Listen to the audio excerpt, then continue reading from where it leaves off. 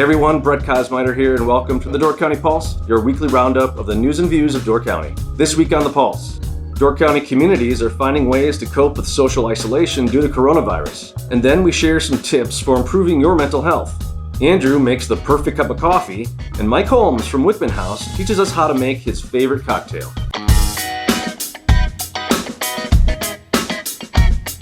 The big news this week, you guessed it, more on COVID-19. This virus is affecting absolutely every aspect of life in Door County, and when Sunshine House temporarily suspended services on March 23rd due to concerns about the illness, 90 clients with special needs and disabilities and their families had to find a way to fill that gap. You can read more about how these families are coping with the change in this week's Peninsula Pulse. In Door County, as is the case all over the world, social gatherings have been canceled, stores, libraries, and schools have been closed. With that isolation comes a greater need to address your own mental health. Mental health practitioners suggest that you maintain your routine, stay connected, change your environment, stay informed, and exercise to stay sane when everything around you seems to be pretty crazy. If you're a Door County resident, you should be receiving the Peninsula Pulse in your mailbox every Friday. If you're not, please send us an email to subscribe@doorcountypulse.com. We'll make sure you get one. The Bailey's Harbor Community Association is hosting a coloring contest with the theme of Favorite Thing to Do in the Summer in Bailey's Harbor. There are 4 age groups with prizes awarded to each. For rules and how to enter, head on over to Bailey's Harbor Facebook page or email info@baileysharbor.com. And while you're on the Bailey's Harbor Facebook page, be sure to check out some videos they're doing called The Weather Report. Check it out. Here's a clip. The Bailey's Harbor weather or not. Won't be needing these today. Welcome to the Bailey's Harbor Weather Report. Today is March 31st. My sister's birthday. Big shout out to B. Happy birthday! I have an excellent guest with me today, so I won't be talking to myself so much. This is Katie Kay. Hello! She works at the Religious Sanctuary, and we got some to-go coffees from Bearded Heart. Thank you much. Thanks, Bearded Heart. Hey, Katie, how's the weather today? Oh, the weather is a little gray today. It's a little blustery. What's the temp? 34 degrees out here today. Feels like 28. Feels like 28. We are social distancing. We use the boardwalk as a measurement. Now, don't forget, those coloring contest submissions are due April 10th. Can't wait to see them. Sorry if you can't be here. We're all doing our best. Sometimes it's kind of cold and you gotta wear a nice vest. The ticks are out like crazy. It's a little bit hazy. Thanks for staying safe at home. You know you're not alone. We'll all make it through together and we'll bring you the weather. That's a wrap. I hope by now you've heard of the Door County Pulse podcast. If not, please check it out.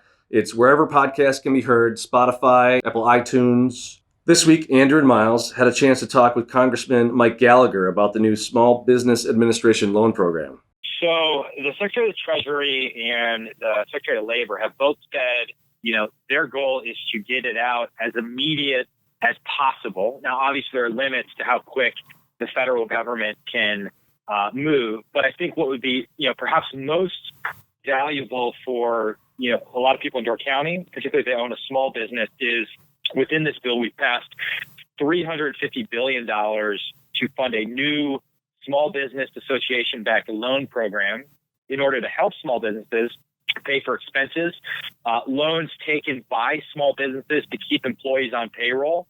So in other words, to keep your workers, keep them employed even if they physically have to stay at home. Those loans may be forgiven. Nonprofits will also be eligible for this program. And the federal government is going to forgive 8 weeks of cash flow, rent, and utilities at 100% up to 2.5 times the average monthly payroll. And so it's not going to be like a light switch flipping on and that is created, because the Small Business Administration is a bureaucracy, but everyone's trying to move as fast as possible. In particular, there's also this direct cash payment program of $1,200 per individual, $2,400 per couple. It's being based on your 2018 tax filing. So if indeed you qualify for it based on your income level and other things, that's being administered via direct deposit in many cases if you already have direct deposit on file based on your last tax return. So those are a couple of ways in which I just would say the intent is certainly to make this as immediate as possible, recognizing that we're kind of in a month to 2 month short-term crisis here. And then hopefully we'll emerge from that after this. You can hear the rest of that interview at doorcountypulse.com/podcast. And speaking of the podcast, our very own Andrew Clyden has a deep affection for coffee. In fact, his morning coffee ritual is how he keeps it together while being safer at home. Check it out. As I'm entering my second week of working from home, I have been thinking a lot about mental health and what I can do to keep mine up. And one of the big things that I learned is that keeping my daily routine as close to normal as possible has been a big help for me. The biggest part of my daily routine is my morning coffee, so I thought that I would make some and chat with you guys about some of the tips that I've learned along the way. We can just enjoy a nice morning together as we get ready for what the day has in store. I like to use whole beans. The beans that I'm using right now are Randy Isley's from Coffee Lab, and the ratio that I like to use is 42 grams to about 700 grams of water. I use an electric burr grinder instead of a blade grinder to ensure consistency, because a blade grinder is just going to whip the beans up, give you some really fine particles, some really big particles. A burr grinder crushes them all to the same size.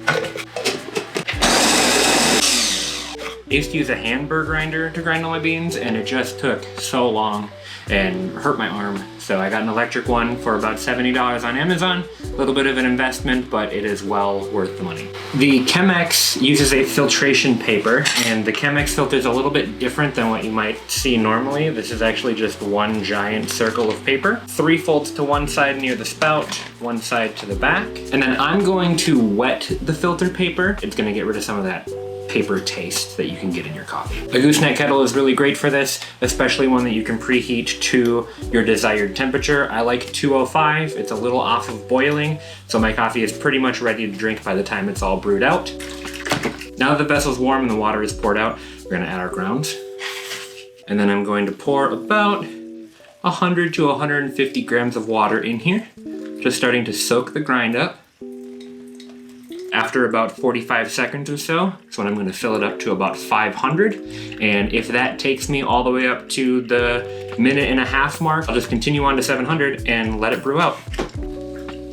One added benefit of making your coffee this way is that it takes a little bit more time, not a ton, I'd say probably 10 minutes altogether to make a morning cup, but it is kind of a nice ritual. It's something that I can do every morning, and it takes a little bit of brain power and a little bit of dexterity. So I know that I'm using my morning brain and warming it up. And it's just nice to kind of sit and relax and do something in my morning that I can do every day. That's about 700 grams of water right there. Most people use a ratio of about 60 grams to a liter. I go a little bit less because it's too much coffee for me in the morning. 700 is enough for a small cup in the morning and the rest of my thermos. Now we'll just let it brew the rest of the way. Should be done in about 4 minutes or so. Some other parts of my morning routine that I like to do, even when I'm working from home, is waking up, taking a shower, getting dressed in the morning. Even though I'm not seeing anybody, it makes me feel like things are still normal, and it makes it easier for me not to just hang out in my pajamas all day. If your pajamas are helping you get through hard times, then by all means, enjoy working from home in your PJs. But for me, I find that I have to fight against that version of myself if I want to stay productive. Thank you for joining me this morning. Stay safe out there, and we'll see you next week. Hey, speaking of beverages, have you heard of our craft cocktail series called Wicked Cocktails? We team up with Mike Holmes of Wickman House, and here's a clip where he shows us how to make his favorite, the Zombie.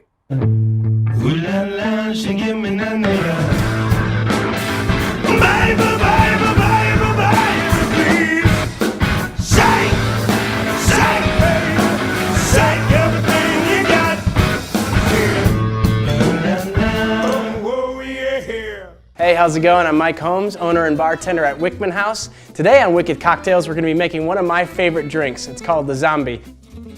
Of course, this is my take on it. It has passion fruit, a little bit of lime juice, orange juice, dark rum, light rum, a little bit of sugar. Finishes that with some brandied cherry, an umbrella, and a piece of orange. You're going to love it.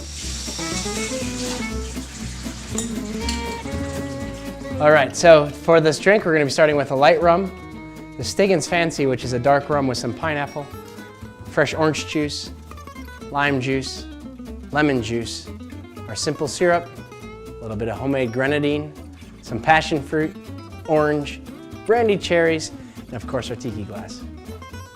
All right, so because this drink uses so many fresh juices, I'm gonna build it right into our shaker. All right, and I'm gonna start off with our light rum, 1.5 ounces of light rum, and I'm gonna grab that Stiggins Fancy. This is has some Queen Victoria pineapple's flavored into it. It's an awesome, awesome rum. So I'm gonna use 1.5 ounces of that. So you get 3 ounces of alcohol in here. As you can see, packs a little bit of a punch, but it is a really good time. And we're gonna go with our simple syrup. Start cutting this a little bit. So simple syrup, 3/4 ounce. We're gonna go 1/2 ounce lemon, 1/2 ounce lime, 3/4 ounce orange, 1/2 ounce grenadine, and then we're gonna finish it with our passion fruit puree. You're gonna get about 1/2 ounce to 3/4 ounce of that. I like the passion fruit flavor a lot, so I put a little bit more in. I'm gonna use another metal shaker just to get it nice and cold. Get those juices all passed back and forth. I'm gonna shake this up real good.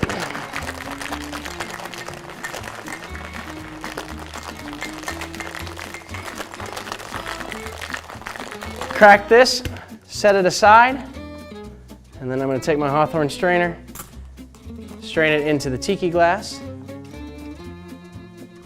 It's gonna come up about 3/4 way in the glass. You know, you can use any glass for this, of course. I just think it's fun. You can find these online or on a vintage shop.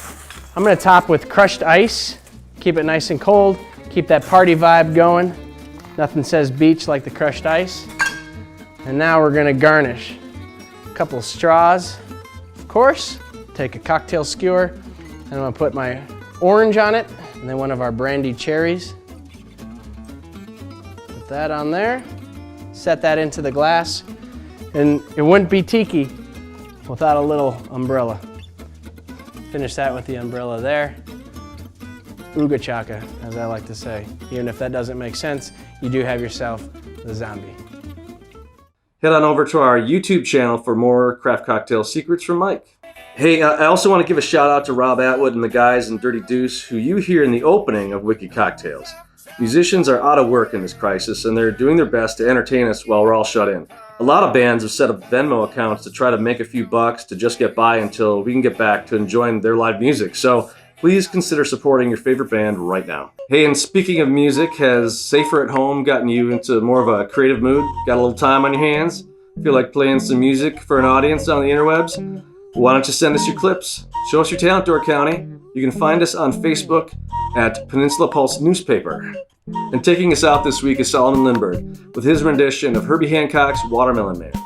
That's it for this week's edition of the Door County Pulse. Don't forget to like, subscribe, share, comment, and we will see you next week.